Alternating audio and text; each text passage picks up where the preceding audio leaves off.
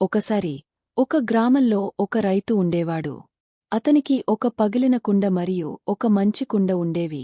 ప్రతిరోజూ రైతు తన కుంభం నిండా నీటిని తన ఇంటికి తీసుకెళ్లడానికి ఆ కుండలను ఉపయోగించేవాడు. మంచి కుండ ఎల్లప్పుడూ నిండుగా నీటిని తీసుకువచ్చేది, కాని పగిలిన కుండ అర్ధ మాత్రమే నీటిని తీసుకువచ్చేది. పగిలిన కుండ తన లోపం గురించి చాలా సిగ్గుపడింది మరియు తగిన నీటిని తీసుకురాలేకపోవడం వల్ల రైతును నిరాశపరిచిందని అనుకుంది.